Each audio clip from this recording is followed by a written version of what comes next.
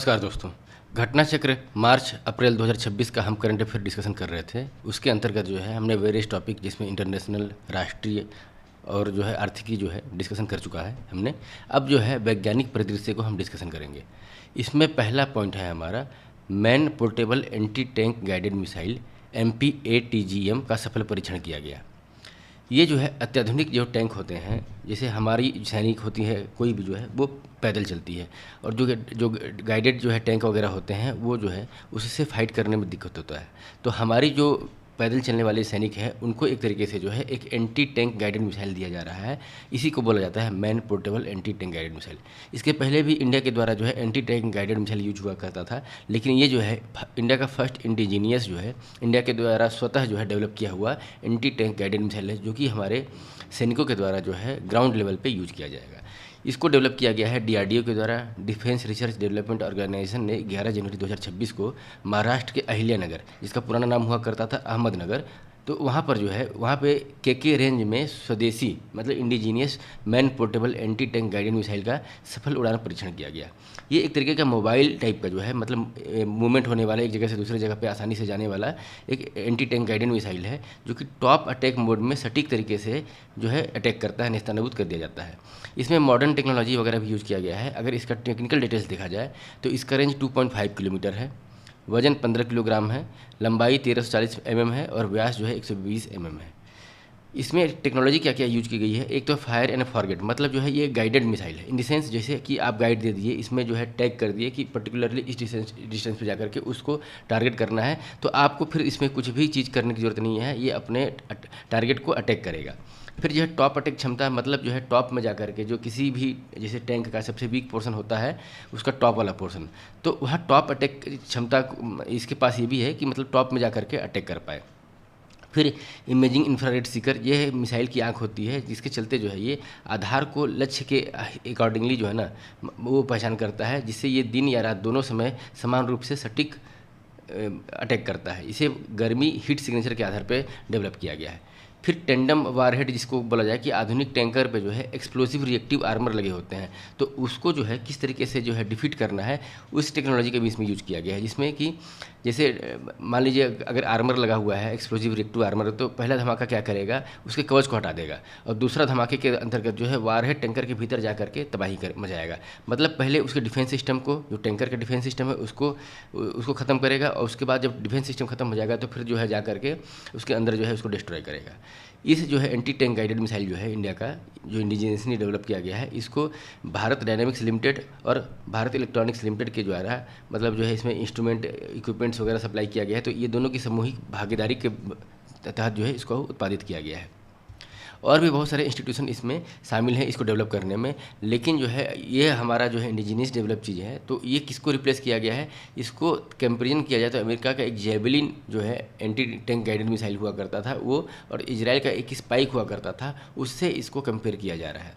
इसमें जो है और कौन कौन से इंस्टीट्यूशन शामिल हैं, तो RCI Hyderabad, TBRL Chandigarh, HEMRL Pune, IRD Dehradun और रक्षा प्रयोगशाला जोधपुर जो है इसमें शामिल है। इन्होंने जो है कुछ न कुछ जो है किसी ने कुछ शेयर किया, कुछ ने कुछ शेयर किया, तो इस तरीके से टेक्नोलॉजी का जो हमारा एडवांसमेंट हुआ है वो अलग अलग इंस्टीट्यूशन के कोलैबोरेशन के थ्रू जो है इसको डेवलप किया गया है।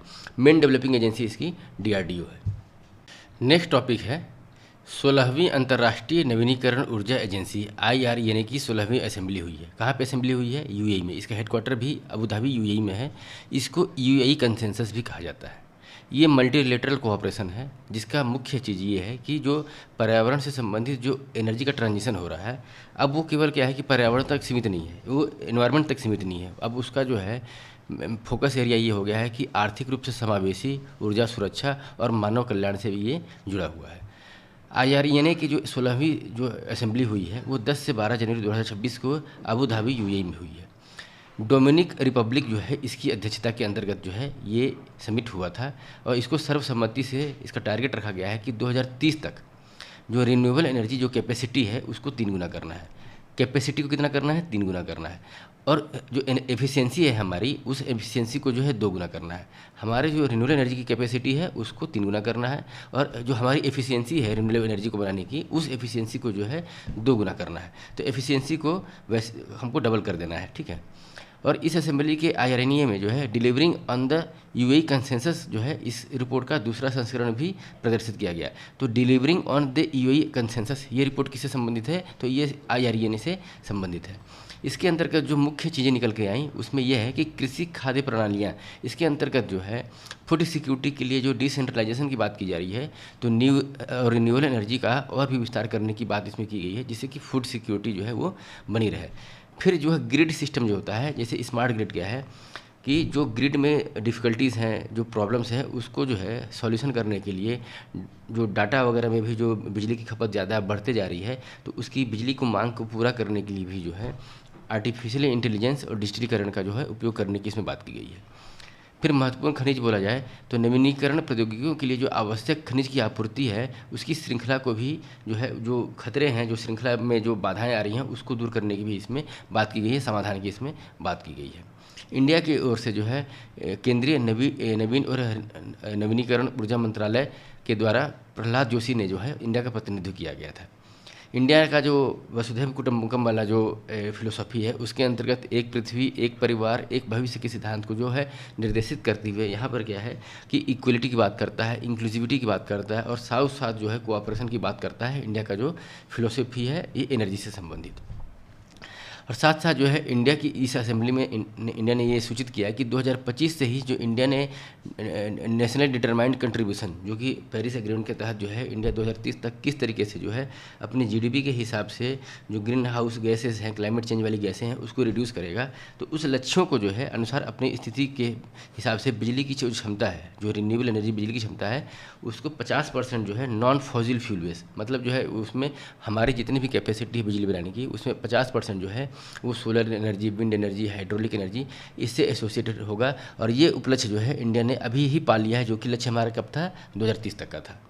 इंडिया के पास अभी जो है नॉन फॉसिल फ्यूल बेस्ड, मतलब जो है पेट्रोल और कोल के बेस्ड जो पावर प्लांट होता है, उसके अलावा जो है गैर जीवाश्म जिसको बोला जाता है, उसका कैपेसिटी इंडिया में 272 गीगावाट ऑलरेडी हो गया है। और इसमें मेन कंट्रीब्यूशन क्या है कि पीएम सूर्य घर मुफ्त बिजली योजना जो सरकार के द्वारा चलाया जा रहा है, सोलर पैनल वगैरह लगाए जा रहे हैं, रूफटॉप वगैरह। और दूसरा जो है प्रधानमंत्री कुसुम योजना। ये प्रधानमंत्री कुसुम योजना क्या है, ये जो सोलर पंप्स वगैरह जो होते हैं वो जो है लगाए जा रहे हैं, तो इसको भी जो है रिन्यूएबल एनर्जी में ही इंक्लूड किया गया है।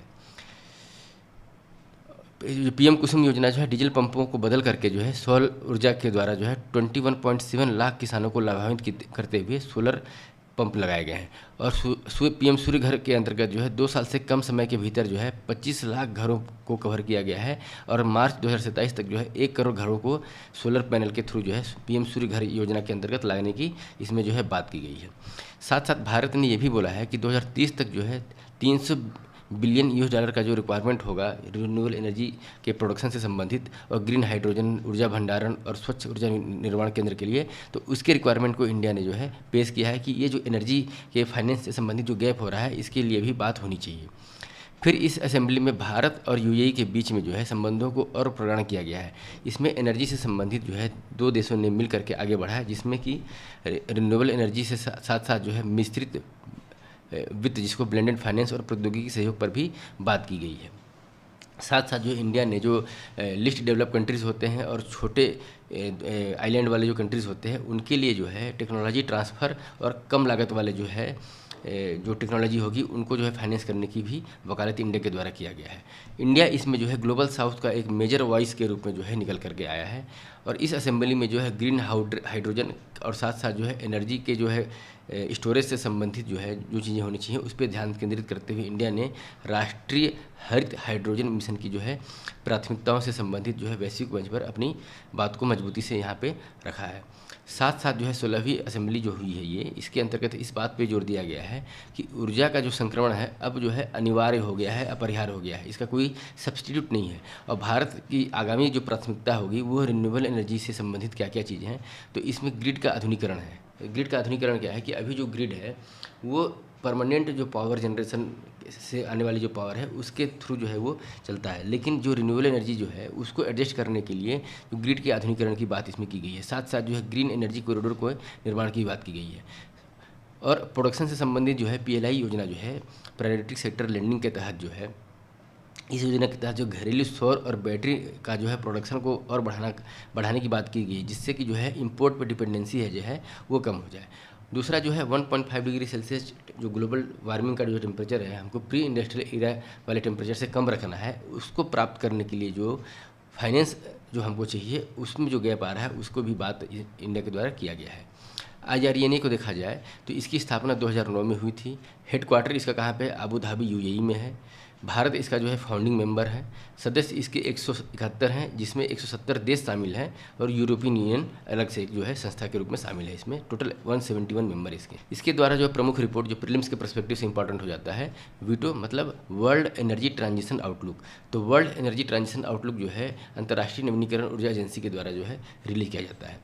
इसका लक्ष्य 2030 तक क्या है कि नवीनीकरण क्षमता को 3 गुना करना, कैपेसिटी को और एफिशिएंसी की दक्षता को 2 गुना करना है। तो इस तरीके से जो है जो इंटरनेशनल रिन्यूएबल एनर्जी जो है एजेंसी के द्वारा जो है क्या क्या चीज़ें निकल के आई और इंडिया का क्या इसमें रुख रहा है, ये हमने डिस्कशन किया। नेक्स्ट टॉपिक है भारत के नए रामसर स्थल। ये रामसर क्या है?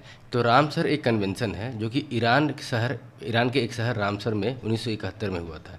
ये एसोसिएटेड है वेटलैंड से संबंधित। जो वेटलैंड मतलब जो आर्द्र भूमि होती है वो भी इंटरनेशनल इंपॉर्टेंट हो जाता है, तो उसको जो है इस रामसर कन्वेंशन के अंतर्गत जो है ऐड कर लिया जाता है।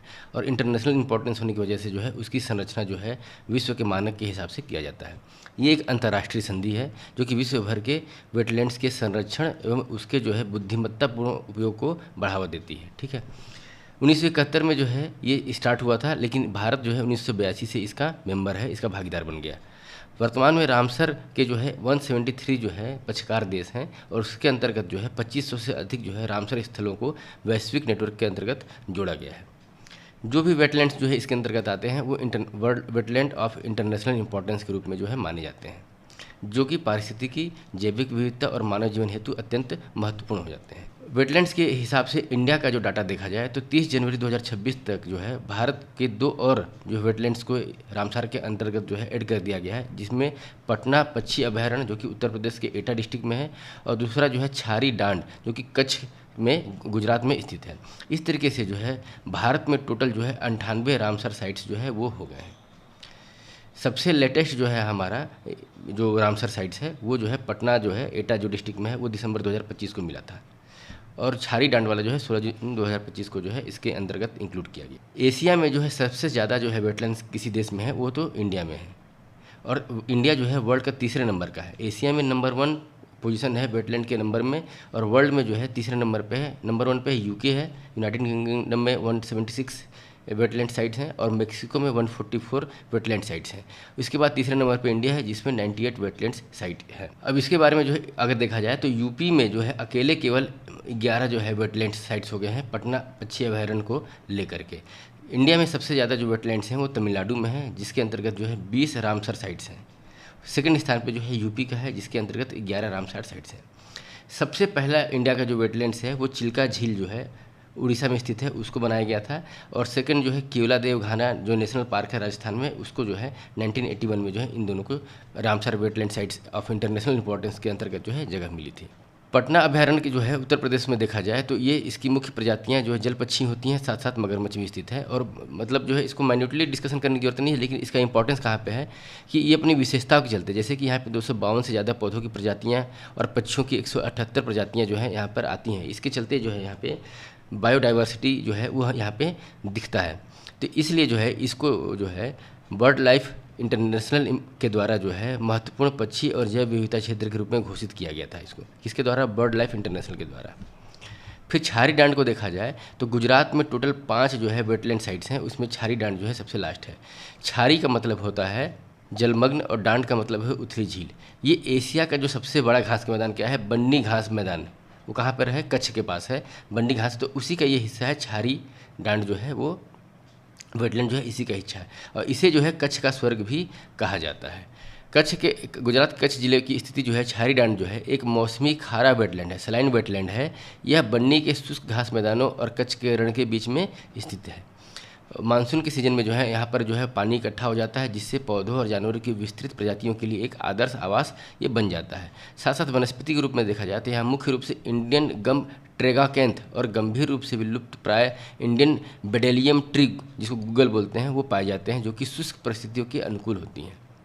तो ये बेसिकली हुआ है रामसार साइट से हमारा रिलेटेड डिस्कशन कि कितने रामसार साइट्स इंडिया में हैं, यूपी में कितने हैं, गुजरात में 5 हैं, सबसे ज़्यादा तमिलनाडु में है। इंडिया का रैंकिंग कितना है, 3rd है, एशिया में नंबर 1 है, बाकी यूके और मेक्सिको के बाद 3rd रैंक पे आता है। टोटल 98 वेटलैंड साइट्स हैं और 82 में जो है 1982 में इंडिया जो है रामसर साइट का जो है रामसर कन्वेंशन का जो है पार्टी बन गया था। नेक्स्ट टॉपिक है अपना, बिहार का प्रथम सुपर कंप्यूटर परम रुद्र जो है वो इस्टेब्लिश किया गया है।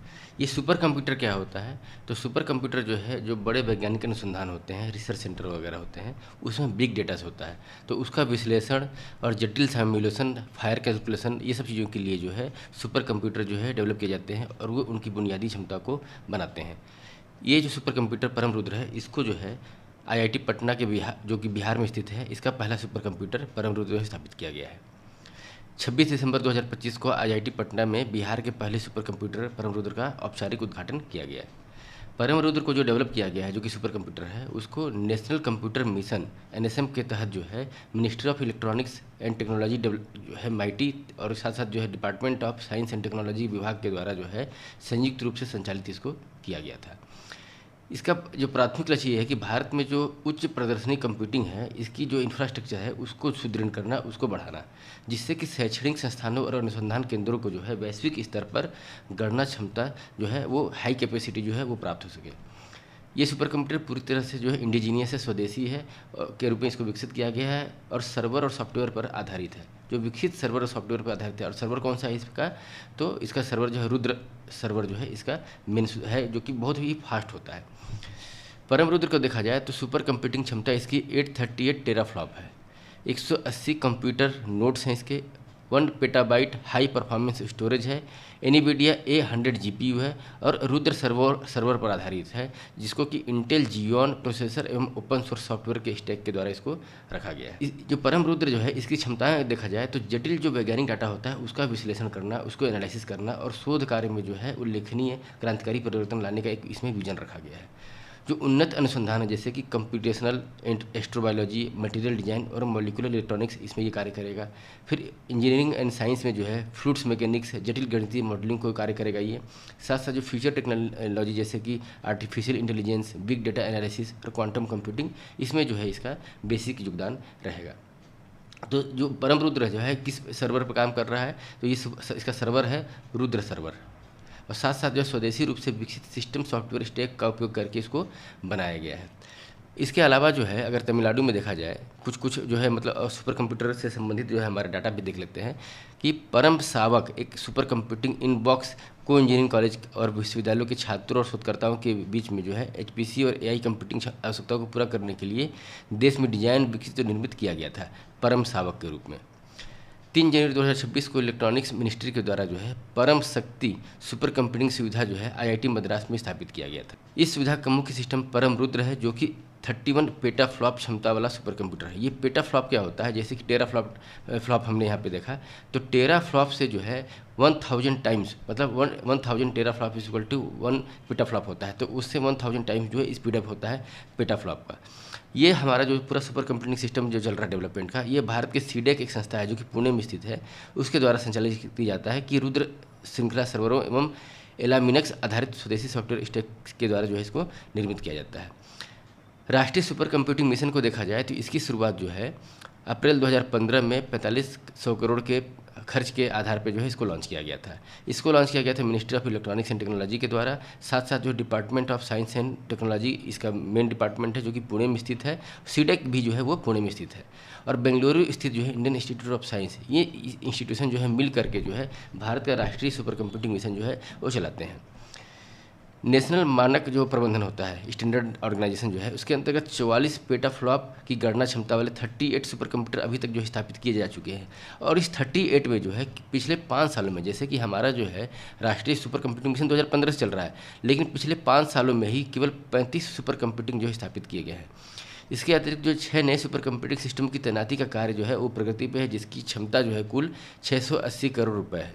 इस पूरी प्रणाली में जो है आईआईएससी बेंगलोर, आईआईटीज, सीडेक और जो है department of science and technology की जो जितने भी लेबोरेटरीज वगैरह हैं सब मिलकर के देश में कार्य करती हैं। टीयर 1 सिटी, टीयर 2 और टीयर 3 सिटी में जो है अलग अलग जो है मतलब सुपर कंप्यूटर को स्थापित करने का इसका लक्ष्य है। तो सुपर कंप्यूटर के बारे में यही देखा गया हमने कि मतलब जो है किस तरीके से इंडिया ने इसे जो है इंडिजिनियसली जो है डेवलप किया है, और इस तरीके से जो है सुपर कंप्यूटिंग के मामले में भारत जो है शीर्ष 5 देशों में शामिल करना है। जो हमारा जो सुपर कंप्यूटिंग का जो लक्ष्य है उसके अंतर्गत जो विश्व के 5 सुपर कंप्यूटिंग वाले देश हैं उसमें हमको जो है मतलब शौर्य करना है, हमको उसमें जो है अपने आप को इंक्लूड करना है। नेक्स्ट टॉपिक है अपना वी बेट ड्रोन से संबंधित। कंटेस्ट क्या है कि इंडिया और यूएस के बीच में, इंडिया की कंपनी है जीएसडब्ल्यू और यूएस की कंपनी में एक टाई अप हुआ है। ये वी बेट ड्रोन टेक्निक के संबंधित उसका जो है टेक्नोलॉजी ट्रांसफ़र और साथ साथ जो है इंडिया में डेवलपमेंट होगा, तो इससे संबंधित जो एग्रीमेंट साइन हुआ है। अभी हुआ क्या है कि जैसे ऑपरेशन सिंदूर में जितना भी जो है अटैक किया गया ज़्यादातर ड्रोन के द्वारा अटैक किया गया, तो उस जो ड्रोन वगैरह की जो टेक्नोलॉजी है वो इंडिया में एज इट इज़ है, पहले से भी है, लेकिन जो एडवांस ड्रोन टेक्नोलॉजी है आर्टिफिशियल इंटेलिजेंस बेस्ड जो है वो इंडिया में नहीं है। उस टेक्नोलॉजी को जो है अमेरिका के सहयोग से और अमेरिका के एफडीआई के माध्यम से जो है इंडिया में जो है वो चीज़ें जो है डेवलप होंगी। अमेरिका की एक कंपनी है एआई शील्ड जो डिफेंस कंपनी है उसके साथ जो है इंडिया की एक कंपनी जो है वो प्रोडक्शन करेगी वी बैट को, जो कि जो है अनमैन्ड जो है एरियल डिफेंस सिस्टम होगा जो कि वो कार्य करेगा। इसको जो है ग्रुप 3C जो श्रेणी जो है मानव रहित हवाई वाहन के रूप में जो है जो बिना किसी रनवे और भारी लॉन्च इंफ्रास्ट्रक्चर के जो है सीधे उड़ सकता है। मतलब जैसे ड्रोन यहाँ पर है तो ये सीधे वर्टिकल उड़ान भर सकता है, किसी रनवे की ज़रूरत नहीं है। साथ साथ जो है कोई दुर्गम पहाड़ी जैसे लद्दाख और पूर्वोत्तर वाले जो क्षेत्र हैं वहाँ पर ये अत्यंत उपयोगी है। ये बिना ईंधन वाले भारी ईंधन वाले इंजन की संचालित यह ड्रोन जो है लगातार 12 घंटे तक जो है या उससे अधिक समय तक जो है निगरानी कर सकता है। ऐसा कंडीशन जहां जीपीएस भी ठप हो जाए वहां पर भी, जहां सिग्नल बाधित हो जाए वहां पर भी जो है ये प्रभावी ढंग से कार्य कर सकता है, जिसमें ड्रोन, उसका ग्राउंड कंट्रोल, संचार लिंक और मिशन पेलोड शामिल है। इस अनमैन्ड एरियल डिफेंस सिस्टम जो है इसके अंतर्गत ये सब चीज़ें शामिल है। किसके द्वारा जो है ये चलाया जाता है? अमेरिका की एक रक्षा कंपनी है एआई शील्ड। तो शील्ड एआई जो है ये कंपनी जो है इस टेक्नोलॉजी के थ्रू जो है इसका प्रोडक्शन करती है। वही जो है इंडिया में जो है इसको टाई अप करके जो है किसी एक कंपनी के द्वारा जो है टाई अप करके इंडिया में डेवलप करेगी, टेक्नोलॉजी ट्रांसफ़र करेगी। और साथ साथ जो है इंडिया में जो है ये महत्वपूर्ण समझौते के तहत क्या किया गया है कि शील्ड एआई जो है अपने स्वामित्व वाले एक हाई माइंड सॉफ्टवेयर है, इस सॉफ्टवेयर को भी जो है इंडिया में लाइसेंस प्रदान करेगा। अब इस लाइसेंस के प्रदान करने की वजह से क्या होगा कि इंडिया जो है जो इसके चुनिंदा पार्टनर दूसरे कोई देश हैं उनके साथ जो है विशिष्ट परिचालन आवश्यकताओं के अनुरूप अपनी स्वायत्त सैन्य प्रणालियों को विकास कर सकेंगे। ऐसा उनके साथ जो है ये टेक्नोलॉजी को शेयर कर सकता है। मतलब क्या है कि जो है साझेदारी के माध्यम से जो है इंडिया को लाइसेंस प्राप्त होगा, हाइव माइंड का लाइसेंस किसके द्वारा डेवलप किया गया है? शील्ड एआई जो डिफेंस कंपनी है अमेरिका की। तो उस हाइव माइंड को जो है इंडिया जो है लाइसेंस मिल जाने के बाद जो है डेवलप करके जो है और किसी के साथ शेयर कर सकता है। इसी हाई माइंड के चलते जो है जो मतलब जो है बिना सिग्नल के जीपीएस के फेल होने की कंडीशन में भी जो है ये प्रभावित तरीके से कार्य करता है। ये इसी का ही देन है। हाइव माइंड का उद्देश्य क्या है? रक्षा प्रणाली को समझने में, निर्णय लेने की क्षमता में और कार्रवाई करने में सक्षम बनाना। साथ साथ जो है ह्यूमन इंटरफेरेंस जो होता है, जैसे इंटेलिजेंस में जो है ह्यूमन का जो इंटरफेरेंस होता है वो हाइव माइंड के चलते जो है बहुत कम हो जाता है। इसमें मानवीय हस्तक्षेप का मिशन जो है पूरा कर सकेंगे। ऐसी बदलती परिस्थितियों में बहुत बार ऐसे जगह पे हमको टैक्टिकली जो है अटैक करना पड़ता है जहाँ ह्यूमन इंटरफेरेंस जो है वो नहीं हो पाता है। तो विदाउट ह्यूमन इंटरफेरेंस के भी जो हाई माइंड जो है वो टैक्टिकली जो है सही तरीके से कार्य कर पाएगा। सॉफ्टवेयर लाइसेंसिंग का तात्पर्य यहाँ पे यह है कि किसी कंपनी की तकनीकी और सॉफ्टवेयर को कानूनी अनुमति के साथ जो है उपयोग करना और एकीकृत किया जा सकेगा। इसमें भारतीय सेना और शील्ड एआई के मध्य जो समझौते हुए हैं उसमें रक्षा प्रौद्योगिकी हस्तांतरण हुआ है। तो इसमें केवल खरीदा ही नहीं जाएगा, साथ साथ जो है लाइसेंसिंग के माध्यम से जो है टेक्नोलॉजी ट्रांसफ़र भी इंडिया में किया जाएगा और एआई के क्षेत्र में इंडिया को आत्मनिर्भर बनाया जाएगा। खरीदना ही एक तक सीमित नहीं है ये। फिर आईसीटी जो है ये पहल का प्रभाव क्या है कि जो क्रिटिकल एंड इमर्जिंग टेक्नोलॉजी है इंडिया और अमेरिका के बीच में जो सहयोग हो रहा है इस पहल को भी इसमें मजबूती मिलेगी। फिर युद्ध नीति में बदलाव की बात क्या करता है कि हाई बाइंड जैसे एआई सॉफ्टवेयर जो है वो एकीकरण युद्ध के मैदान में मानव मशीन तालमेल, ह्यूमन और मशीन का जो तालमेल होता है, टीमिंग होता है, उसको जो है बढ़ाएगा।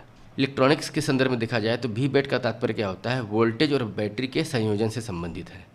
जीएसडब्ल्यू जो कि जिंदल साउथ वेस्ट बोला जाता है, इसका जो जीएसडब्ल्यू डिफेंस जो ऑर्गेनाइजेशन है इसके हैदराबाद के ईएमसी महेश्वर में नेक्स्ट जनरेशन मानव रहित हवाई प्रणाली सुविधा का निर्माण जो है 2 दिसंबर 2025 से शुरू किया जाएगा। और ये जो शील्ड एआई और जेएसडब्ल्यू के बीच में जो दीर्घकालीन लाइसेंस का जो एग्रीमेंट हुआ है, साझेदारी हुआ है, इसके तहत जो है टेक्नोलॉजी ट्रांसफ़र होगा। इसके साथ ग्रुप 3 के वीपैट का निर्माण का कार्य भी स्टार्ट हो जाएगा। इस परियोजना में $90 मिलियन का जो है एफडीआई इंडिया में आने की उम्मीद है, जिसका उद्देश्य भारत में स्थानीय सप्लाई चेन को बढ़ाना, प्रौद्योगिकी लाइसेंस के अनुपालन करना, मैन पावर प्रशिक्षण तथा निर्माण असेंबली परीक्षण क्षमता विकसित करना। जेएसडब्ल्यू की बात माने तो 2026 के अंतिम तक जो है जो ये वीपैट का जो प्रोडक्शन है वो स्टार्ट हो जाना चाहिए। एएससी अर्जुन एक रोबोट है। इसको जो है भारतीय रेल के द्वारा जो है यात्रियों की सुरक्षा के लिए विशाखापट्टनम रेलवे स्टेशन पर मानव रूपी रोबोट एएससी जो है तैनात किया गया है। ये एक आर्टिफिशियल इंटेलिजेंस आधारित जो है भीड़ की एक निगरानी करेगा, चेहरा का पहचान करेगा, ये सब चीज़ों से ये लैस है, जिससे कि घुसपैठ की पहचान की जाएगी। लैंग्वेज इसमें हिंदी, इंग्लिश और तेलुगु जो है वो अडॉप्ट किया गया है, इसमें ये घोषणा करते रहेगा। नेक्स्ट टॉपिक है अपना प्रथम स्वदेशी कैडेट प्रशिक्षण पोत कृष्णा का जो है इनॉग्रेशन किया गया है, इसको लॉन्च किया गया है। ये कृष्णा जो है एक तरीके का शिप है जिसपे जो है जो भी हमारे समुद्री संबंधित नौसेना से संबंधित जो कैडेट्स होते हैं उनको इस पर ट्रेनिंग दिया जाएगा।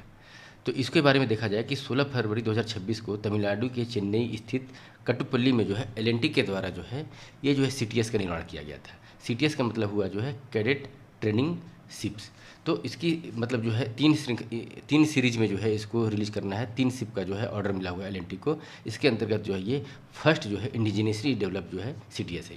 ये इसको जो इनॉग्रेशन किया गया था सीडीएस अनिल चौहान मुख्य अतिथि के रूप में शामिल थे और इस पोत का डिजाइन और निर्माण दोनों जो है लार्सन एंड टुब्रो के द्वारा किया गया है। कृष्णा पोत के बारे में देखा जाए तो जहाज़ का नाम क्या है, कृष्णा यार्ड 18003 है। निर्माता इसकी जो है एलएनटी शिप बिल्डिंग कटपुल्ली चेन्नई के नाम पे है।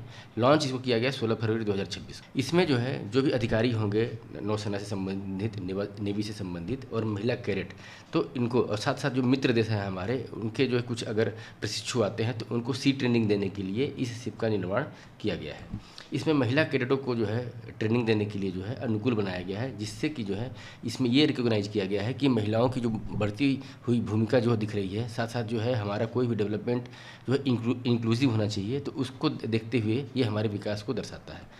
दूसरा जो भारत का जो एक डॉक्ट्रिन है security and growth for all the region Sagar, उसको भी इस शिप के थ्रू जो है बल मिलेगा। इसमें क्या है कि जो भी सी से समुद्र से जुड़े हुए जो भी टेक्निक है उसमें इंडिया जितना भी मदद कर सकता है अपने मित्र देशों को, उसके अंतर्गत जो है ये शिप को जो है यूज किया जाएगा एज ए ट्रेडिंग मित्र देशों के साथ। ये इसका जो डिज़ाइन और डेवलपमेंट किया गया है एक स्कीम है बाय इंडियन IDDM, मतलब जो है इंडिया के द्वारा जो है जो डेवलप किया जाएगा, इंडिजिनियसली डिज़ाइन किया जाएगा, डेवलप किया जाएगा और मैन्युफैक्चर किया जाएगा, तो उसको जो है उसको ही इंडिया परचेस करेगा। तो इसी के अंतर्गत जो है इसको डेवलप किया गया है। 3 जहाज़ों को डेवलप करना है स्वदेशी डिजाइन और निर्माण के अंतर्गत, और एलएनटी मतलब इसके लिए जो है 3 जहाज़ों के डेवलपमेंट करने के लिए भारत के रक्षा मंत्रालय और एलएनटी के बीच में जो है 7 मार्च 2023 को जो है वो एक MOU साइन हुआ था और उसी के तहत जो है इसको डेवलप किया गया है। जो कैडेट ट्रेनिंग शिप होता है सीटीएस जिसको बोल रहे हैं, ये एक तरीके का जो जहाज़ है 122 मीटर लंबा है, 18 मीटर चौड़ा है और लगभग 47 टन तक जो है डिस्प्लेसमेंट कैपेसिटी इसकी है।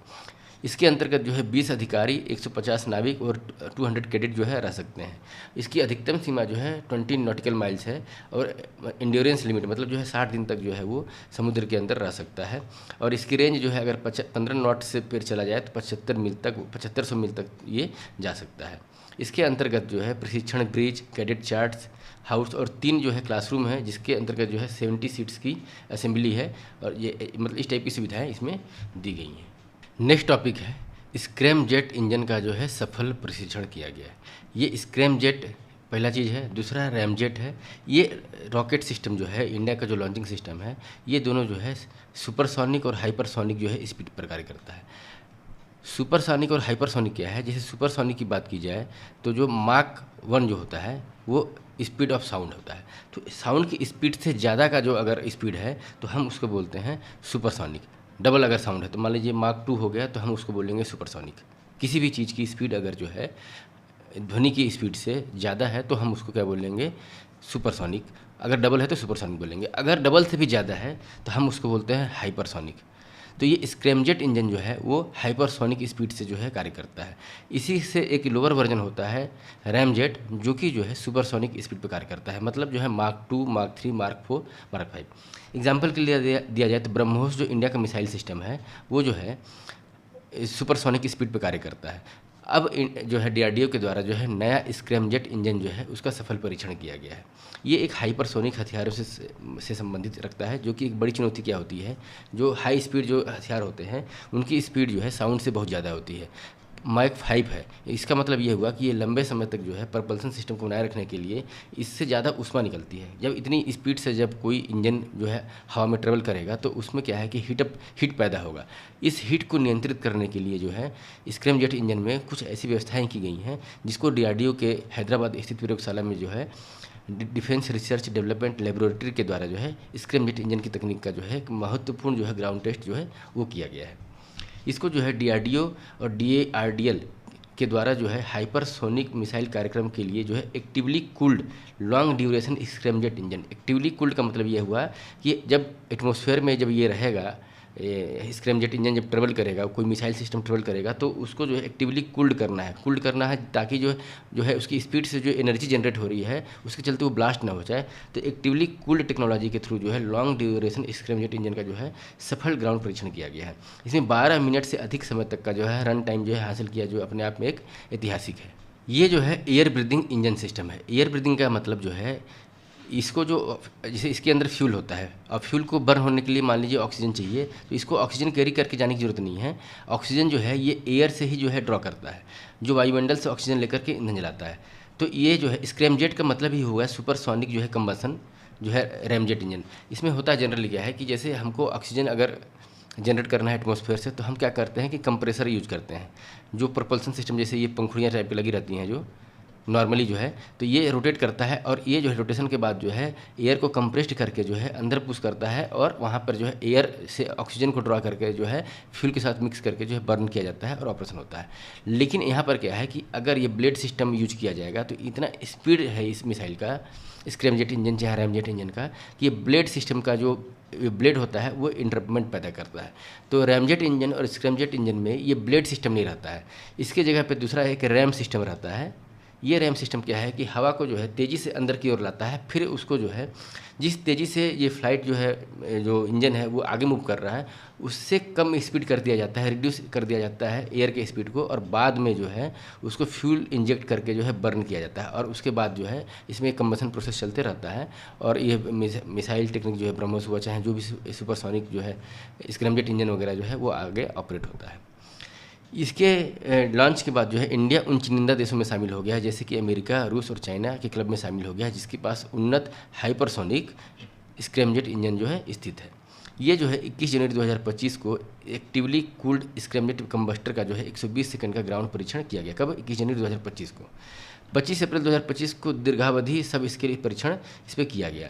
अब जो है 9 जनवरी 2026 को क्या किया गया कि full scale actively cooled scramjet combustor का 12 मिनट से अधिक का जो है दीर्घावधि ग्राउंड टेस्ट जो है वो जो है हैदराबाद में किया गया। तो एक तरीके से स्क्रैमजेट इंजन के मामले में इंडिया जो है सक्षम हो गया है कि हम इस हाई लेवल हाइपरसोनिक इंजन का सफल जो है परीक्षण करके जो है हम उसमें कैपेबल हो गए हैं। नेक्स्ट टॉपिक है अपना भारत का पहला एकीकृत फोटो कैपेसिटर। ये इंटीग्रेटेड फोटो कैपेसिटर क्या करता है, अभी हम जैसे सोलर एनर्जी का यूज कर रहे हैं तो अभी दो चीज़ें होती हैं। एक सोलर पैनल होता है जो कि पावर को कैप्चर करता है और पावर जनरेट करता है एक तरीके से, ठीक है। सेकंड होता है कि उस जनरेशन जो होता है उसको हम एनर्जी को स्टोर करते हैं थ्रू बैटरी। तो इस तरीके से जो है एक सोलर पैनल हुआ और दूसरा बैटरी के माध्यम से सुपर कैपेसिटर हुआ। एक प्रोडक्शन के मामले में हुआ और एक उसके जो है कंजर्वेशन और स्टोरेज के मामले में हुआ। तो ये दोनों चीज़ें अलग अलग होती हैं। इसके चलते जो है वोल्टेज और विद्युत धारा के बीच में जो है हमेशा असंतुलन बना रहता है। उसको संभालने के लिए हमेशा जो है पावर मैनेजमेंट इलेक्ट्रॉनिक की ज़रूरत पड़ती है। ये पूरा सिस्टम जो है वो काफ़ी क्रिटिकल हो जाता है, इसकी कॉस्ट भी ज़्यादा बढ़ जाती है, ऊर्जा हानि के साथ साथ जो है फुटप्रिंट भी बढ़ता जाता है। खास करके लघु मिनिएचर और स्वायत्त जो है उपकरणों में जो है इसके खर्चे भी बढ़ते जाते हैं। तो इस समस्या से निपटने के लिए मतलब जो सोलर पैनल से जो पावर जनरेशन हो रहा है वो और पावर स्टोरेज ये दोनों जो है एक जगह पे हो जाए, तो इस टाइप के जो है प्रॉब्लम को सॉल्यूशन के लिए बेंगलुरु के स्थित जो है centre for nano and soft matter sciences के द्वारा जो है पहला इंटीग्रेटेड फोटो कैपेसिटर जो है डेवलप किया गया है। ये जो नया फोटो कैपेसिटर है ये दोनों कार्य को मतलब एनर्जी को जनरेट करने के साथ साथ जो है स्टोर करने का भी कार्य करेगा, जिससे कि जो है पारंपरिक और प्रणालियों से संबंधित जो सीमाएँ थी, हमारी जो परेशानियाँ थी वो कम हो जाएंगी।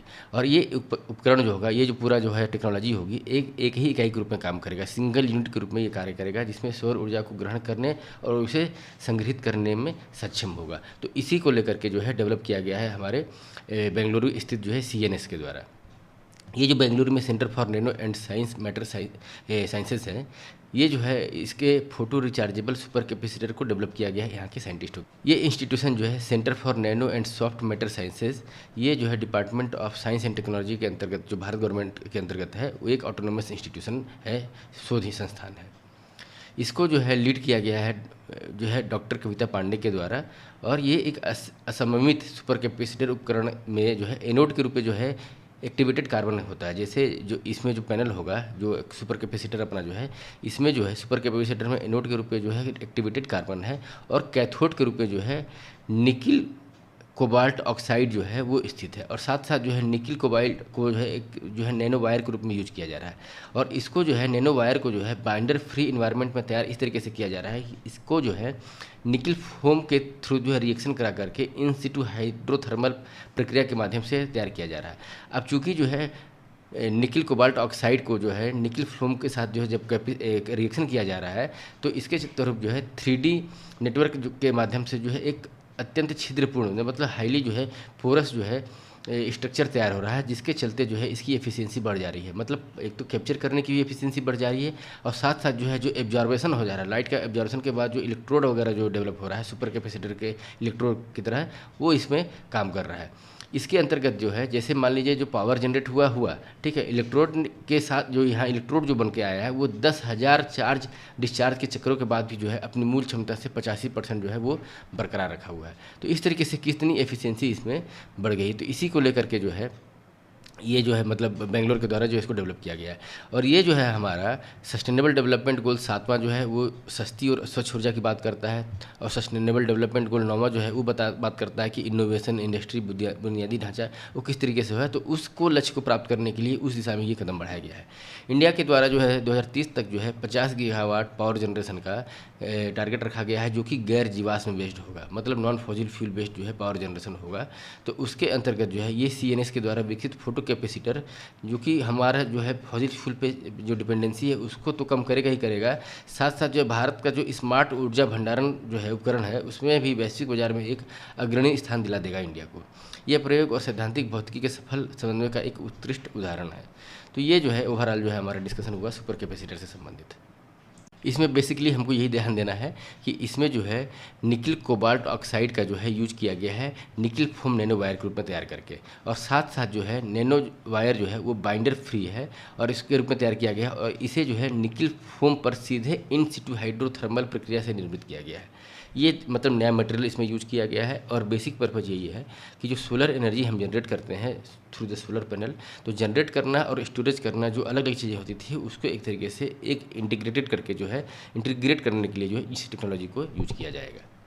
नेक्स्ट टॉपिक है अपना दुनिया की पहली AI लैब असिस्टेंट प्रणाली एलाई। ये क्या चीज़ें हैं कि अभी जो है आर्टिफिशियल इंटेलिजेंस की बात की जाए तो ये एक नए युग पे खड़ा है। क्यों नए युग पे खड़ा है कि जैसे आर्टिफिशियल इंटेलिजेंस को क्या समझा जाता था कि ये एक तरीके से जो है केवल शोध और प्रयोगशाला और बड़ी कंपनियों तक सीमित है, लेकिन वो ऐसा अब है नहीं। अब आमतौर पर जो है AI को जिसे सोचते थे कि टेक्स्ट मैसेज करेगा, डाटा बनाने के लिए, डाटा विश्लेषण के लिए, चित्र बनाने के लिए, डिजिटल कामों तक सीमित मानना था, लेकिन जो है IIT दिल्ली के द्वारा और साथ साथ जो है डेनमार्क और जर्मनी के जो है संबंधित साइंटिस्ट टेक्नोक्रेट्स के मिल करके जो है एक AI आधारित लैब असिस्टेंस एजेंट को विकसित किया गया है। ये लैब असिस्टेंस क्या होगा, जो भी प्रयोगशालाएँ होंगी, रिसर्च सेंटर वगैरह होगा, वहाँ पर एक तरीके से जो है साइंटिस्ट के रूप में जो है ये कार्य करेगा, या लैब असिस्टेंट्स जो होते हैं जो फिजिकली जो है ह्यूमन माइंड का जो यूज करके शोध प्रक्रिया करते हैं, उस तरीके का कार्य ये करने में सक्षम होगा। मतलब जो है जो एआई जो होता है artificial intelligence large language model पे कार्य करता है, ठीक है। तो इसको इंस्ट्रक्शन दिया जाता है, उसी हिसाब से ये कार्य करता है। लेकिन अब जो है बात ये हो रही है कि इसमें जो है खुद का इंटेलिजेंस लेवल इतना होगा कि ये बहुत सारी चीज़ें जो है जो साइंटिस्ट से एसोसिएटेड होती हैं वो कर लेंगी। जैसे कि साइंटिस्ट को कुछ जो है अपना लेंस वगैरह जो है, परखली वगैरह जो है, दूरबीन वगैरह जो एडजस्ट करना होगा, तो वो स्वतः जो है जो आर्टिफिशियल इंटेलिजेंस का जो लैब असिस्टेंस सिस्टम है वो उसको खुद ही कर लेगा। इसमें अगर देखा जाए तो लैब असिस्टेंस एक एआई एजेंट होगा जो कि मानव वैज्ञानिक की तरह प्रयोगों को शुरू से अंत तक करने में मदद करेगा। जो ह्यूमन साइंटिस्ट होते हैं और ये एक्सपेरिमेंट करते हैं तो शुरू से लास्ट तक का जो एक्सपेरिमेंटल होता है उसमें मदद कर सकता है ये आर्टिफिशियल इंटेलिजेंस लैब असिस्टेंस। और इसमें जो है क्या क्या चीज़ें शामिल होंगी, तो योजना बनाना, वास्तविक उपकरण को नियंत्रित करना, प्रयोग के दौरान रियल टाइम निर्णय लेना तथा डाटा छवियों को विश्लेषण करके निष्कर्ष देना, ये सब चीज़ें शामिल होंगी। जैसे लेबोरेटरी वगैरह में क्या होता है कि एटॉमिक फोर्स माइक्रोस्कोप स्कोप का जो है यूज किया जाएगा। ये जो कोई सामान्य माइक्रोस्कोप नहीं होगा, ये नैनो स्केल पर देखने और मापने में सहायता प्रदान करेगा। तो इसको जो है सेट करने में जहाँ साइंटिस्ट जो है वो घंटों समय लगाते थे, यहाँ पर जो है एआई लैब असिस्टेंट जो है 7 से 10 मिनट में इसको जो है त्रुटि पूर्वक, मतलब जो है बिना त्रुटि के शुद्धता पूर्वक जो है 7 से 10 मिनट में एडजस्ट कर देता है। आईआईटी दिल्ली के पीएचडी के शोधकर्ताओं के द्वारा ये ऐसा बोला गया है। और आर्टिफिशियल इंटेलिजेंस में इंडिया का वर्चस्व इतना बढ़ता जा रहा है कि दिसंबर 2025 में Stanford institution of human centre ने अपने एआई इंडेक्स प्रोजेक्ट के तहत जो है ग्लोबल एआई वाइब्रेंसी टूल 2025 में जो जारी किया है, उसके अंतर्गत एआई वाइब्रेंसी इंडेक्स में 2024 में इंडिया को जो है तीसरा स्थान मिला है। फर्स्ट रैंक जो है अमेरिका का है, सेकंड चाइना का है, थर्ड जो है तीसरा रैंक जो है इंडिया को 2024 में मिला है। जबकि 2023 में इंडिया का जो रैंक था वो 7वां था एआई वाइब्रेंसी इंडेक्स में। नेक्स्ट टॉपिक है एआई आधारित डायबिटिक रेटिनोपैथी स्क्रीनिंग कार्यक्रम। ये डायबिटिक रेटिनोपैथी क्या होता है, पहले इसको समझते हैं। होता क्या है कि जो शुगर के पेशेंट्स होते हैं उनमें जो है हाई ब्लड शुगर जब हो जाता है तो उसके कारण रेटिना की रक्त कोश वाहिकाएँ जो होती हैं वो क्षतिग्रस्त हो जाती हैं। किसके कारण? जब ब्लड शुगर लेवल हाई हो जाता है और जो मधुमेह के रोगी होते हैं उनमें जो है इस कारण से जो है जो रेटिना की जो रक्त वाहिकाएँ हैं वो क्षतिग्रस्त हो जाती हैं। इस क्षतिग्रस्त होने की प्रक्रिया को क्या बोलते हैं, जिसके चलते दृष्टि हानि होती है, वो है डायबिटिक रेटिनोपैथी। तो इसके स्क्रीनिंग से संबंधित, इसके टेस्ट से संबंधित जो है एआई आधारित जो है डायबिटिक रेटिनोपैथी स्क्रीनिंग कार्यक्रम जो है शुरुआत किया गया है। 16 दिसंबर 2025 को नई दिल्ली में भारत का पहला एआई संचालित सामुदायिक डायबिटीज रेटिनोपैथी स्क्रीनिंग कार्यक्रम जो है शुरुआत किया गया है। इसका मुख्य जो है उद्देश्य ये है कि मधुमेह के कारण होने वाली जो आंखों की बीमारी है उसकी जल्द पहचान की जाए, टेस्टिंग की जाए, स्क्रीनिंग की जाए। इसको स्टार्ट किया गया है, संचालित किया गया है किसके द्वारा, तो arm force medical service AFMC जो कि दिल्ली में स्थित है, और डॉक्टर राजेंद्र प्रसाद नेत्र विद्यालय एम्स में एक यूनिट है, और जो है मिनिस्ट्री ऑफ हेल्थ के अंतर्गत जो है ई हेल्थ एआई यूनिट है। इन संस्थाओं के द्वारा जो है इसको स्टार्ट किया गया है। तकनीकी मंच पर देखा जाए तो आरपीसी एम्स के द्वारा जो है विकसित नेत्र के आधार पर जो है वेब बेस पे आधारित जो है मधुनेत्र एआई एक प्लेटफॉर्म है। और पायलट प्रोजेक्ट यह जो है, ये जो प्रोजेक्ट है वो पायलट प्रोजेक्ट के रूप में जो है पुणे, मुंबई, बेंगलुरु, धर्मशाला, गया, जोरहट और कोच्चि जैसे विभिन्न भौगोलिक क्षेत्रों में स्प्रेड है, ताकि जो है ये जो टेक्नोलॉजी है इसका एडवांटेज जो है देश के चारों कोने में अवेलेबल हो जाए। भारत की जो पहली सरकारी एआई क्लिनिक कहाँ पे स्थित है, तो ये जो है ग्रेटर नोएडा में government institution of medical science जो है ये भारत का पहला सरकारी अस्पताल होगा जहाँ पे एआई बेस पे क्लिनिक शुरू किया गया है। और इसको स्टार्ट किया गया है आईआईटी कानपुर, आईआईटी मद्रास और ट्रिपल आईटी लखनऊ के साथ मिल करके जो है एक शिक्षा और अनुसंधान केंद्र के रूप में इसको स्थापित किया गया है। ये जो है जिम्स जिसको बोला जाएगा, government institution of medical science centre for medical innovation के अंतर्गत जो है डॉक्टरों और मरीजों को एआई आधारित स्वास्थ्य सुविधाएँ प्रदान करेगा। ये एक ऑटोनोमस इंस्टीट्यूशन है जिसकी स्थापना जो है 15 फरवरी 2016 को की गई थी। इसमें 500 से ज़्यादा बिस्तर वाला अस्पताल है जो कि एसजीपीजीआई लखनऊ के मॉडल पर आधारित है। तो जो पीजीआई लखनऊ में है उसी के मॉडल पे जो है ये नोएडा में स्थित गवर्नमेंट मेडिकल इंस्टीट्यूशन है, जिसमें फर्स्ट जो है गवर्नमेंट एआई क्लिनिक स्थापित किया गया है। और इस बीमारी से जो हमने अभी डिस्कशन किया, रेटिनोपैथी स्क्रीनिंग जो है, जो डायबिटिक बेस्ड होता है, उसकी स्क्रीनिंग का कार्य जो है दिल्ली के एम्स में चालू किया गया है। वो एफएमसीजी एम्स और जो है ई हेल्थ यूनिट जो एआई का है उसकी मदद से। नेक्स्ट टॉपिक है बिसाग एन और क्यूएनयू के लैब्स के बीच में जो है रणनीतिक साझेदारी हुई है। बिसाग एन क्या है? बिसाग एन जो है Bhaskaracharya national institute for space applications and geo informatics, ये एक संस्था है जो कि गांधीनगर में स्थित है गुजरात में। और क्यूएनयू, ये दोनों के बीच में जो है क्वांटम कंप्यूटिंग को लेकर के क्वांटम कंप्यूटिंग से उभरने वाली जो खतरे हैं, क्योंकि ये इतना स्पीड होता है तो इससे साइबर सिक्योरिटी को जो मतलब जो है नुकसान होने वाला है, जो खतरा है, उससे निपटने के लिए ये दोनों इंस्टीट्यूशन के बीच में जो है एक स्ट्रेटेजिक एग्रीमेंट साइन हुआ है।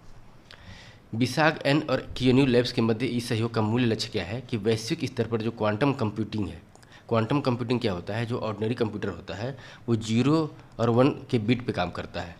क्वांटम कंप्यूटिंग क्या होता है, क्यूबिट पे काम करता है, मतलब ये 0 1 को जो है मल्टीपल टाइम्स जो है एक्सेस करता है, फास्ट वे में एक्सेस करता है क्यूबिट पे।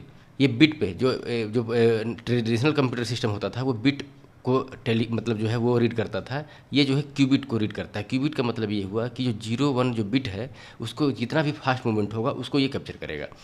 तो वैश्विक स्तर पे जो है क्वांटम कंप्यूटिंग की जो प्रगति है उसको देखते हुए जो डिजिटल इंफ्रास्ट्रक्चर जो कि भविष्य के लिए एक खतरा हो रहा है साइबर सिक्योरिटी को लेकर के, उसके अगेंस्ट में जो है ये एग्रीमेंट साइन किया गया है कि कैसे उससे निपटा जा सके। इसमें जो है राष्ट्रीय प्राथमिकताओं के अनुरूप जो है इंडिजीनियस क्वांटम सुरक्षित साइबर सुरक्षा क्षमताओं को आगे बढ़ा करके भारत की तैयारियों को मजबूत किया जा रहा है। देखा जाए तो राष्ट्रीय क्वांटम मिशन क्या है, जिसको बोलेंगे कि एनक्यू। तो विज्ञान और प्रौद्योगिकी विभाग के अनुसार जो है 19 अप्रैल 2023 को केंद्रीय मंत्रिमंडल ने राष्ट्रीय क्वांटम मिशन को जो है मंजूरी दी थी, नेशनल क्वांटम मिशन को। इसका बजट 6003 करोड़ का रखा गया था। 2023-24 से लेकर के 30-31 तक जो है ये क्वांटम मिशन जो है वो चलेगा। इसके अंतर्गत 4 थीमेटिक जो है टी हब्स जो है मतलब जो है इस पर कार्य किया जाएगा, जिसमें quantum computing, quantum communication, quantum sensing और मेट्रोलॉजी और क्वांटम मटेरियल्स और डिवाइसेस की परिकल्पना के आधार पर जो है इसको लॉन्च किया गया था। ये जो समझौता हुआ है जिसमें जो है Bhaskar Acharya national institute for the space applications and geo informatics, ये संस्था के द्वारा जो है इंडिजीनियस क्रिप्टोग्राफिक क्षमताओं को जो है क्यूएनयू लैब्स को जो है क्वांटम हार्डवेयर और सुरक्षित बुनियादी ढांचे के साथ एकीकृत किया जाएगा, इंटीग्रेट किया जाएगा। किसके साथ?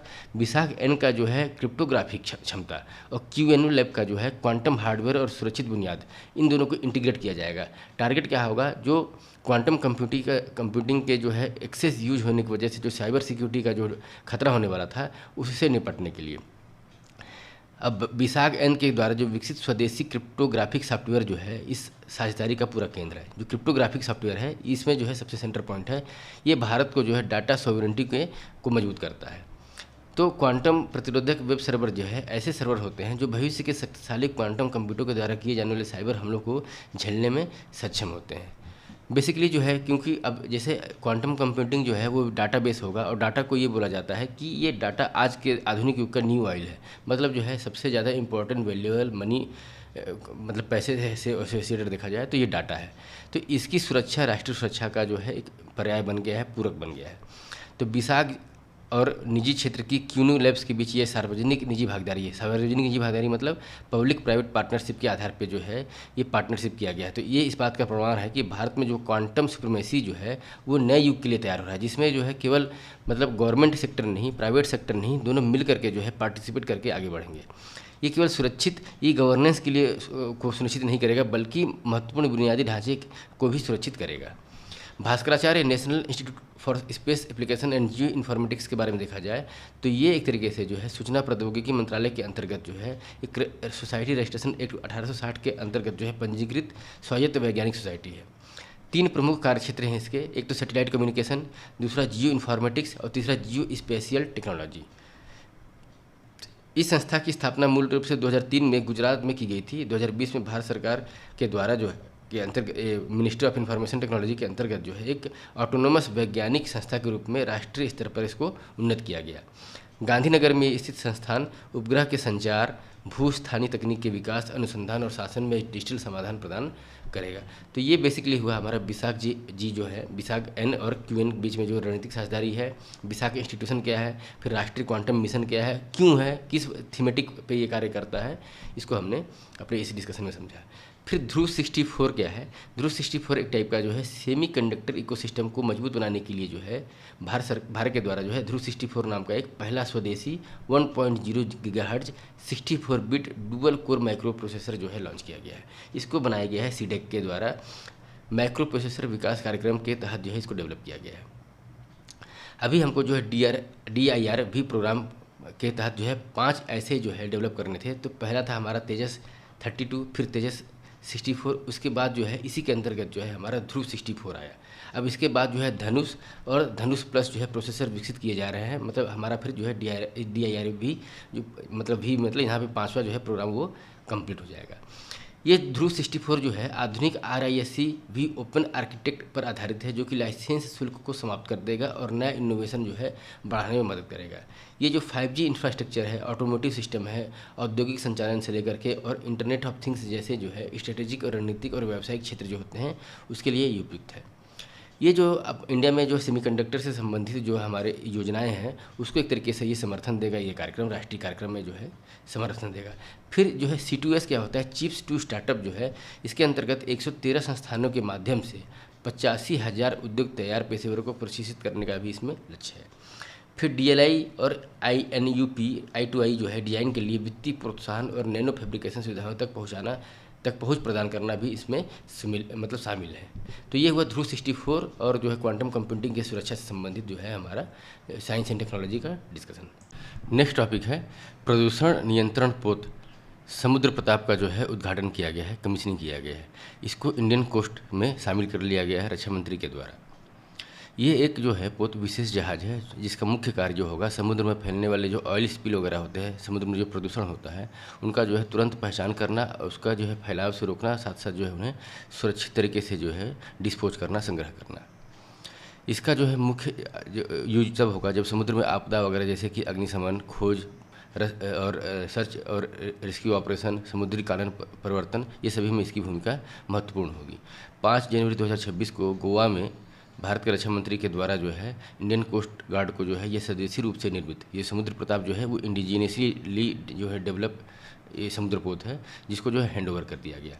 इसको डेवलप किया गया है गोवा शिपयार्ड के द्वारा और इस पोत को जो है 19 अगस्त 2024 को लॉन्च किया गया था, 23 दिसंबर 2025 को बेड़े में इंडक्ट किया था और बाद में 5 जनवरी 2026 को ये कमीशनिंग हुआ था।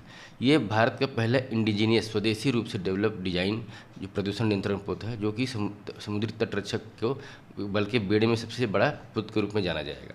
इसमें 60% जो कंटेंट है इस पोत में वो जो है इंडिजीनियसली कंटेंट है, मतलब भारत के द्वारा निर्मित मतलब जो है प्रोडक्ट है। इसमें इसकी स्थापना क्षमता जो है 4170 टन है, लंबाई 114 मीटर तथा गति जो है 12 नॉटिकल माइल तक जा सकती है इसकी। ये डायनेमिक पोजीशन जो है DP1 क्षमता वाला पोत है, जिसमें वह समुद्र के एक साथ एक तय स्थान पर ही बहुत सटीक तरीके से टिक कर काम करता है। इसमें हेलीकॉप्टर हैंगर एविएशन सपोर्ट की सुविधा है, जिसके चलते जो है सर्वेलेंस और राहत कार्य जो है बहुत आसानी से किया जा सकता है। इस पोर्ट में फर्स्ट टाइम जो है पहली दो महिला अधिकारियों की नियुक्ति गई एज ए फ्रंट लाइन तटरक्षक में। और इस पोत को जो है कहाँ पे रखा जाएगा, कोच्चि में आधारित मतलब बेस रहेगा इसका, और कमांडर कोस्ट गार्ड रीजन के ऑपरेशन के नियंत्रण में कार्य करेगा। इसको डेवलप किस तरीके से किया गया है, तो रक्षा मंत्रालय के अंतर्गत में जो है एक डेवलपमेंट स्कीम चलती है बाई इंडियन IDDM, मतलब जो है ऐसा प्रोडक्ट को बनाना है, चाहे ऐसे प्रोडक्ट को बाई करना है रक्षा मंत्रालय के द्वारा जो इंडिजीनियसली डिज़ाइन, डेवलप और मैन्युफैक्चर हो। तो उसके तहत जो है इसको मतलब कमीशनिंग किया गया है। समुद्र में जो प्रदूषण वगैरह होता है उसको जो है अंतर्राष्ट्रीय स्तर पर देखा जाए उसके लिए जो कानून है, तो जहाज जनित प्रदूषण नियंत्रण के लिए जो है मार्पोल एक कानून है, प्रमुख संधि है, जिसे 1973 में अपनाया गया था। बाद में 1978 में प्रोटोकॉल के साथ जो है संयुक्त रूप से 2 अक्टूबर 1983 से ये लागू हो गया था। कौन सा मार्पोल जो है संधि, जो समुद्र में प्रदूषण से को नियंत्रण करने के लिए ये संधि जो कि अभी इन्फोर्स्ड है। तो ये हुआ समुद्र प्रताप से संबंधित जो हमारा डिस्कशन कि बेसिकली जो है ये समुद्र में होने वाले जो ऑयल स्पिल प्रदूषण वगैरह है उनको कंट्रोल करने के लिए इंडियन कोस्ट को ये हैंडओवर किया गया है। समुद्र प्रताप इंडिजीनियसली डेवलप किया गया है, गोवा शिपयार्ड के द्वारा डेवलप किया गया है, कोच्चि में ये बेस्ड रहेगा। नेक्स्ट टॉपिक है देश का पहला LNG ड्यूअल फ्यूल इंजन। ये क्या चीज़ है, डुअल फ्यूल इंजन क्या होता है कि मतलब 2 फ्यूल यूज किए जाएंगे, एक तरीके का हाइब्रिड मॉडल होता है। तो पहला LNG बेस्ड मतलब लिक्विफाइड नेचुरल गैस जो है यूज किया जाएगा, साथ साथ जो है डीजल के। कहाँ पे, रेलवे के द्वारा जो है जो DMU होता है, DMU डीजल मल्टीपल यूनिट वगैरह जो होता है, डीजल इलेक्ट्रिक मल्टीपल यूनिट जो कि लोकल गाड़ियाँ चलती हैं, उसमें डीजल के साथ साथ जो है LNG भी भरा जाएगा और बेसिकली इसको ऑपरेट किया जाएगा LNG के द्वारा। किसी कंडीशन में अगर ये फेल हो जाता है, LNG ख़त्म हो जाता है, तो फिर जो है डीजल पे आ जाएगा, स्विच कर जाएगा। तो ये जो है जनवरी 2026 को भारत ने रेल परिवहन में स्वच्छ ईंधन की दिशा में एक महत्वपूर्ण कदम बढ़ाते हुए गुजरात के अहमदाबाद के साबरमती क्षेत्र में देश की पहली LNG diesel dual fuel DMU जो है उसका उद्घाटन किया, सफल जो है इसका परीक्षण किया। इसके ये जो है इस इजीली इसमें जो है स्विच ऑप्शन है कि एक फ्यूल ख़त्म हो जाने के बाद दूसरे फ्यूल में के ऑपरेशन में इसको इजीली स्विच किया जा सकता है। 1400 एचपी की दक्षता वाला जो इंजन है उसमें 2200 लीटर जो है एलएनजी भर करके इसको ऑपरेट किया जाएगा, जिसके चलते जो है 222 किलोमीटर तक जो है एलएनजी के आधार पर जो है ये दूरी तय कर सकता है। ट्रायल के बाद जो है इसका सफल ट्रायल के बाद ये पुष्टि की गई कि इस तकनीकी से लगभग जो है डीजल का जो खपत है वो 40% कम हो जाएगा और जो है सालाना एक इंजन पर 12 लाख रुपए तक का जो है डायरेक्ट सेविंग होगा हमारा। साथ साथ जो है ये तो कॉस्ट की सेविंग हो ही रही है, दूसरा जो डीजल हाईली पोल्यूटिंग फ्यूल है उसको रिड्यूस करके जब हम एलएनजी पे आ जाते हैं तो एलएनजी जो है डीजल की तुलना में कम हानिकारक गैस उत्सर्जित करता है, जिससे कि वायु प्रदूषण में कमी आएगी। और इसको देखते हुए भविष्य इसके सक्सेसफुल को देखते हुए भविष्य में और 8 ऐसे जो है डीएमयू को इस टेक्निक में बदलने का जो है प्रयास चल रहा है। इसको जो है इस मतलब जो टेक्नोलॉजी को अडॉप्ट किया गया है राष्ट्रीय हाइड्रोजन मिशन के अंतर्गत और स्वच्छ भारत अभियान को एक मतलब पूरक के रूप में ये कार्य करेगा। साथ साथ जो सस्टेनेबल डेवलपमेंट गोल हमारा 9 है, जिसमें कि इंडस्ट्री, इनोवेशन और इंफ्रास्ट्रक्चर की बात की जाती है। सस्टेनेबल डेवलपमेंट गोल जो 13 है, जिसमें जो है क्लाइमेट एक्शन की बात की जाती है, उस लक्ष्य को प्राप्त करने में भी ये सहायक होगा। भारत की हाइड्रोजन ट्रेन के बारे में देखा जाए तो इसको जो है 26 फरवरी 2026 को फर्स्ट टाइम जो है हाइड्रोजन के द्वारा चलने वाली ट्रेन को जिंद रेलवे स्टेशन से लेकर के ललित खेड़ा रेलवे स्टेशन के बीच में जो है नॉर्दर्न रेलवे के द्वारा ट्रायल किया गया था 20 किलोमीटर, और ये एक सफल ट्रायल हुआ था। इसके द्वारा जो है इस ट्रेन में 1200 किलोवाट की 2 ड्राइविंग पावर कार शामिल थे, जिसकी कुल क्षमता जो 2400 किलोवाट थी। तो इस तरीके से जो है हाइड्रोजन की तरफ भी आगे बढ़ रहा है आदमी, डुअल इंजन की तरफ भी आगे बढ़ रहा है, ताकि पॉल्यूशन पे जो है हमारा इम्पैक्ट वो धीरे धीरे कम हो। और ये नई टेक्नोलॉजी का अडाप्ट करना भी हमको जो है कार्बन फुटप्रिंट को कम करने में हमारा मदद करेगा। नेक्स्ट टॉपिक है अपना भारत का पहला डाइविंग सपोर्ट क्राफ्ट डीएससी जो है A20 भारत की नौसेना में शामिल हो गया है। ये डाइविंग सपोर्ट सिस्टम क्या काम करता है कि जो भी शिप्स वगैरह हैं बड़े बड़े, उसके जो है अंडरग्राउंड मेंटेनेंस के लिए, अंडरग्राउंड जो है ऑपरेशन रेडीनेस, निरीक्षण, बचाव, ये सब चीज़ों के लिए जो है ये डाइविंग सपोर्ट सिस्टम जो है एक तरीके से कार्य करेगा। इनके जो है मेंटेनेंस वगैरह को समझते हुए भारतीय नौसेना की तटीय जो है गोताखोरी क्षमता, जो डाइविंग कैपेबिलिटी है, उसको बढ़ाने के लिए जो है 5 ऐसे जो है डाइविंग सपोर्ट क्राफ्ट जो है बनाने की बात इसमें की गई है। इसके अंतर्गत जो पहला जो है डाइविंग सपोर्ट सिस्टम A20 उसको 16 दिसंबर 2025 को कोच्चि के नौसेना बेस में आयोजित एक समारोह में जो है उसको जो है कमीशनिंग कर दिया गया है। ये जो डाइविंग सपोर्ट क्राफ्ट है इसको डेवलप किसके द्वारा किया गया है, तो इसको डेवलप किया गया है टीटागढ़ वैगन के द्वारा, जिसका पहले नाम होता था टीटागढ़ वैगन लिमिटेड, बाद में इसका नाम जो है टीटागढ़ रेल सिस्टम लिमिटेड द्वारा रख दिया गया है। तो इसके द्वारा इसको डेवलप किया जा रहा है। इसको जो है टेस्टिंग वगैरह किसके द्वारा किया गया है, तो हाइड्रोडायनामिक्स विश्लेषण जिसको बोलते हैं, मॉडल परीक्षण और जो है रक्षा अनुसंधान एवं विकास संगठन की एक संस्था है naval science and technology laboratory Visakhapatnam में स्थित, तो उसने इसका पूरा जो है टेस्टिंग वगैरह किया है, हाइड्रोलिक टेस्टिंग की, ये कार्य कर पाएगा कि नहीं कर पाएगा। मुख्य भूमिका इसकी ये रहेगी कि जो सी पोर्ट्स वगैरह होते हैं हमारे, वहाँ पर जो है under water repair, under water maintenance और साल्वेज कार्य में कमांड क्लियरेंस डाइविंग टीम्स के तहत जो है ये कार्य करेगा। तो इसकी मतलब जो है इसके अंतर्गत जो है हमको 5 जो है ऐसे शिप बनाने हैं, उसके अंतर्गत ये पहला शिप जो है कमीशनिंग हो गया है। इसके बाद जो है जैसे A20 है हमारा, तो A21, A22, A23 और A24 जो है ये हमारे बनेंगे और कमीशनिंग होंगे।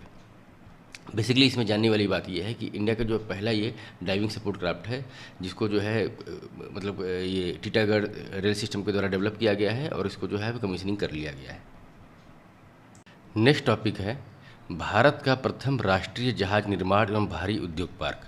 कहाँ पे जो है इसको डेवलप किया जा रहा है, तो इसको डेवलप किया जा रहा है तमिलनाडु के जो टूटीकोरिन पोर्ट है, जिसका नाम अभी जो है POVO चिदम्बरम पोर्ट रखा गया है, वहाँ पर जो है उस पोर्ट अथॉरिटी और साथ साथ जो है सिपकोट, ये तमिलनाडु गवर्नमेंट का जो है औद्योगिक संवर्धन है और भारत सरकार का जो है एक पोत परिवहन और जनमार्ग मंत्रालय के अंतर्गत आने वाला PO चिदम्बरम पोर्ट अथॉरिटी है। ये दोनों मिल करके 50-50 ये पार्टनरशिप पे जो है ये एक राष्ट्रीय जहाज निर्माण का जो उद्योग पार्क है एक तरीके से उसको डेवलप कर रहे हैं।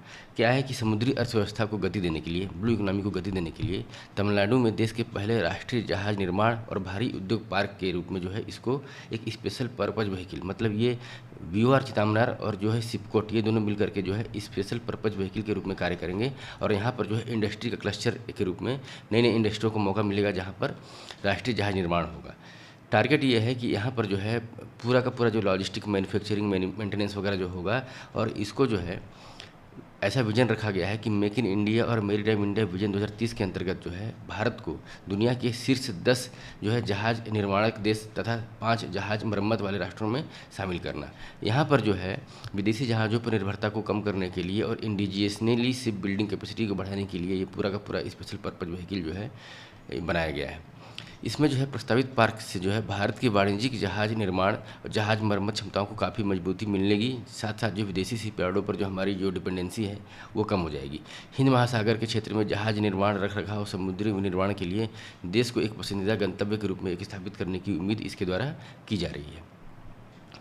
इसमें जो है भारी उद्योग पार्क के जो है विकास जो है एक सिस्टमेटिकली और चरणबद्ध तरीके से किया जाएगा, जिसमें जो कि बड़े बड़े शिपयार्ड्स, मध्यम छोटे जो है शिप्स वगैरह का निर्माण किया जाएगा। फिर परीक्षण सुविधाएं होंगी। साथ साथ जो बेसिक इंफ्रास्ट्रक्चर के लिए जो ढांचे होते हैं जैसे कि ड्राई डॉक, वेट बेसिन, कौशल विकास केंद्र और अनुसंधान सुविधाओं के लिए अलग अलग क्षेत्र जो है इसमें बनाए जाएंगे। इसमें जो है मतलब जो है क्या क्या चीज़ें होंगी, तो इंजीनियरिंग, निर्माण, लॉजिस्टिक, डिजाइन, फिर जो है इंस्पेक्शन, क्वालिटी इंस्पेक्शन के साथ साथ जो है जो सहायक सेवाएं होती हैं। इसके साथ विभिन्न क्षेत्रों में हजारों डायरेक्ट और इनडायरेक्ट जो है रोजगार सृजित होने का एक अनुमान लगाया गया है। इसके अलावा जो है ये जो हमारा जो है राष्ट्रीय जहाज निर्माण के अलावा जो है भारत का जो है पहला सॉवरन AI पार्क भी जो है तमिलनाडु के चेन्नई में जो है इस्टेब्लिश किया जा रहा है। चेन्नई तमिलनाडु सरकार के द्वारा जो है सर्वम AI के साथ जो है मिल करके 10,000 करोड़ का निवेश करके 1,000 पेशेवरों को जो है रोजगार देने के लक्ष्य से जो है ये सॉवरन AI पार्क जो है डेवलप किया जा रहा है। थीम इसका यही है कि तमिल प्रथम जो है ये मॉडल पर जो है AI मॉडल को प्रोत्साहित करेगा और विदेशी कंपनियों पर जो डिपेंडेंसी है AI को लेकर के खास करके वो हमारे यहाँ पे कम होगी। बेसिकली ये है कि भारत का सबसे पहला सॉवरन AI पार्क कहाँ है, वो तमिलनाडु में जो है सर्वम AI के टाइप के साथ जो है चेन्नई में डेवलप हो रहा है।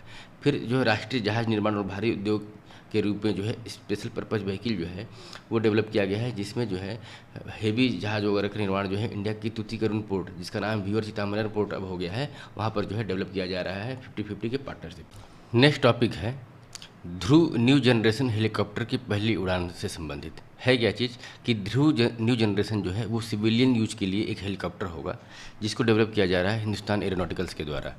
ये बेंगलुरु में स्थित ध्रुव न्यू जनरेशन जो है डिवीजन है हिंदुस्तान एरोनॉटिकल्स का, उसी के द्वारा जो है इसको डेवलप किया जा रहा है। ये जो सार्वजनिक क्षेत्र का जो है PSU मतलब पब्लिक सेक्टर इंटरप्राइजेस जो है उसके अंतर्गत जो है नागरिक हेलीकॉप्टर के बाजार में एक औपचारिक प्रवेश और नागरिक उड्डयन में आत्मनिर्भरता को की दिशा में एक जो है महत्वपूर्ण कदम बढ़ाया गया है। ये इसकी खासियत ये है कि ये जो है इंडिया के द्वारा इंडिजिनली डेवलप जो है किया जाने वाला एक प्रयास है, जिसको ध्रुव न्यू जनरेशन हम जो प्रोजेक्ट को बोल रहे हैं। इसमें जो है इंजन जो है फ्रांस की कंपनी साफरान के सहयोग से जो है बना है, लेकिन इसका जो है मैन्युफैक्चरिंग और मेंटेनेंस जो है वो पूरी तरीके से इंडिया में होगा। ये जो ध्रुव न्यू जनरेशन है इसका एक जो है 5.5 टन श्रेणी का जो है 2 इंजन इसमें लगे रहता है। शक्ति 1H और 1C जला है। ये बहुउद्देशीय हेलीकॉप्टर है। बहुउद्देशीय का मतलब जो है मतलब इसका पर्पज़ जो है एक तरीके से सिविलियन यूज़ के लिए भी है, डिजास्टर मैनेजमेंट के लिए भी है, और जो है क्लाइमेट से एसोसिएटेड, वेदर से रिलेटेड जो भी मतलब डिजास्टर वगैरह होता है उसको रेस्क्यू ऑपरेशन के लिए भी इसका उपयोग किया जाएगा। इसको जो है पवन हंस लिमिटेड से 10 ध्रुव एनर्जी के आपूर्ति के लिए जो है घरेलू अनुबंध किया गया है, जिसकी अनुमानित लागत जो है 1800 करोड़ से अधिक है और डिलीवरी जो है 2027 तक जो है पूरी जो है समय सीमा के अनुमानित किया जाने का इसमें जो है एक संभावना दी गई है। ध्रुव न्यू जनरेशन हेलीकॉप्टर के बारे में अगर टेक्निकली देखा जाए तो इसका टेक ऑफ वेट जो है अधिकतम 5500 किलोग्राम है। अधिकतम गति जो है 285 किलोमीटर प्रति घंटा है। रेंज इसका जो है 630 किलोमीटर है। एंड्योरेंस मतलब जो कितने टाइम तक ये रह सकती है, तो 3 घंटा 40 मिनट जो है इसका ट्रेवलिंग टाइम है। सर्विस सीलिंग जिसको जो है लगभग 60 मीटर है और केबिन वॉल्यूम जो है लगभग 7.33 क्यूबिक मीटर है। हाई डेंसिटी लेआउट में 14 यात्रियों तक की क्षमता इसमें जो है कैपेसिटी इसकी है अभी। नेक्स्ट टॉपिक है टाटा और लॉकहीड मार्टिन का C-130J MRO केंद्र। MRO केंद्र का मतलब मेंटेनेंस, रिपेयर एंड ओवरहॉलिंग केंद्र। ये C-130J जो है ये एक तरीके का हेलीकॉप्टर है जो आर्मी के द्वारा यूज किया जाता है। मतलब जो है उसके वेरियस ऑपरेशन होते हैं, जैसे कि अपना कुछ मैसेज करना, ट्रांसपोर्टेशन करना, अपने एम्यूनिशन सपोर्ट सिस्टम वगैरह जो होता है आर्मी को, नेवी को और एयरफोर्स को देने के लिए एक तरीके का हेलीकॉप्टर है ये। तो इसका मेंटेनेंस जो है होता था पहले वो फॉरेन में होता था। तो मेंटेनेंस के लिए जो है इंडिया में जो है अब टाटा और लॉकहीड मार्टिन जो कि बेंगलुरु में स्थित है, ये दोनों मिल करके जो है C-130J का मेंटेनेंस इंडिया में करेंगे। इससे क्या होगा, ये जो हमको इसके मेंटेनेंस के लिए विदेश भेजना पड़ता था और उसके चलते हमारा डाउन टाइम बढ़ जाता था हेलीकॉप्टरों का, वो जो है वो रिड्यूस हो जाएगा। अब इंडिया में ही मेंटेनेंस होगा। दूसरा, इंडिया में अगर ये C-130J जो कि इंडिया में अभी 12 है, वो उसका मेंटेनेंस अगर इंडिया में होने लगेगा तो जो विदेशों में भी और जो C-130J जो है वो विदेशों में जो स्थित है वो भी इंडिया में आने लगेंगे मेंटेनेंस के लिए। तो इससे इंडिया की इंडस्ट्री भी ग्रो करेगी। तो इसमें जो है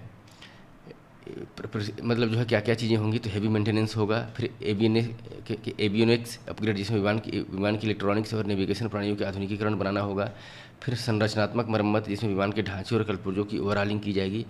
साथ साथ जो है प्रशिक्षण केंद्र की भी बात की गई है कि यह केंद्र जो है भारतीय इंजीनियरों और तकनीशियों को कौशल विकास के लिए प्रशिक्षण भी देगा।